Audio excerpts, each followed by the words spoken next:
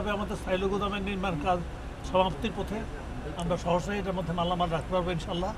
আর আপনারা জানেন যে সারা দেশে আমাদের আশাতীত রকম আল্লাহর রহমতে ভালো রকম বড় ফসল উৎপাদন হয়েছে। সুতরাং আমরা বিভিন্ন জায়গায় যাতে মালামাল রাখতে পারি, বিশেষ করে আপনাদের নারায়ণগঞ্জে আমাদের নদীর ওই পারে একটা গমের গুদাম আছে, সরকারি আর কি। প্লাস এই পারে চালের গুদাম আগে থেকে ছিল, সিএসডি ছিল, প্লাস একটা সাইলো করলাম, প্লাস আরও একটা। তো ইনশাল্লাহ আপনাদের এখানে মজুত করার জন্য একটা ভালো জায়গা, এবং গোটা দেশের সাথে এটা যোগাযোগ ব্যবস্থা অত্যন্ত ভালো। নদী পথে চলাচল করা যায়, আপনার সড়ক পথে চলাচল করা যায়, এবং একটু ইয়ে করলে আমরা রেলপথে সব ইয়ে করতে পারবো, যুক্ত হতে পারবো।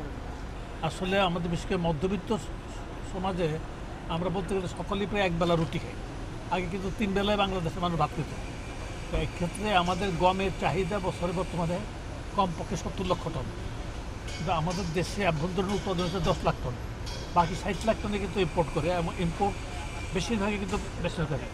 সরকারি পরিমাণ যেই ইম্পোর্টটা আমরা করি সেটা কিন্তু কিছু পরিমাণে আমরা ওএমএসে দিই, বাকিটা আমাদের রেশনিং আছে, পুলিশ আছে, মিলিটারি আছে, আনসার আছে, জেলখানা আছে, অন্যান্য ইয়েতেও দিই। তা আমার মনে হচ্ছে যে চাউলের দামটা একটু আল্লাহর মধ্যে পড়ে যাচ্ছে বিভিন্ন দিকে, মানে কমে যাচ্ছে, সহনশীল হয়ে আসতেছে। একবারে পড়ে যাওয়াও ঠিক না, কারণ কৃষকরা তার উৎপাদন ন্যায্য মূল্য পাইতে হবে, এটা আপনারা বুঝতে পারেন।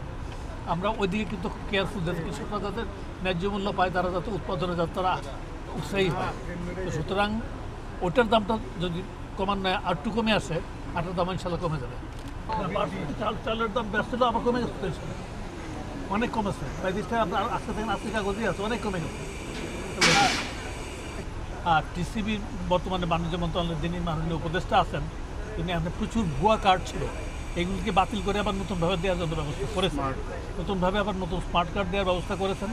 আমার মনে হচ্ছে যে যেটুকু একটা পরিবর্তনের জন্য যে একটুকু ইয়ে হয়েছে, এর ইয়েটা হবে না, নতুনভাবে আপনারা পাবেন, ভালোভাবে পাবেন।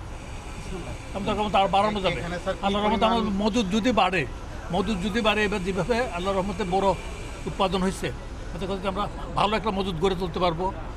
তো সেই মজুদ যদি গাড়ি অন্য ফসলগুলি যদি ভালো হয়, ভালো মজুদ থাকলে ক্রমান্বয়ে এগুলির মাধ্যমে আমরা যে পাবলিক ফুড ডিস্ট্রিবিউশন সিস্টেম যেটা আছে, আপনার খাদ্যবান্ধব কর্মসূচি বলেন, ওএমএস বলেন, টিসিবির মাধ্যমে ওএমএস বলেন, এগুলি আরও বাড়াইতে হবে। এটা স্বাস্থ্যগতভাবে এটাও সম্মত না, এইটার বিষয়ে আপনাদের আমরা তদন্ত করাচ্ছি। এটা এই ব্যাপারটা সম্পর্কে প্রকৃতপক্ষে এটা অস্বীকার করা যায় যে এটা ইয়ে না। তা সত্ত্বেও আমরা এই যে বড় বড় যে মিলগুলি আছে, মডার্ন মিল যেগুলি আছে আর কি, এগুলি আমরা তদন্ত করাচ্ছি যে ব্যাপারটা যথার্থ কিনা। যদি হয়, এটা যাতে না করা হয় সে ব্যাপারে আমরা ব্যবস্থা নেব।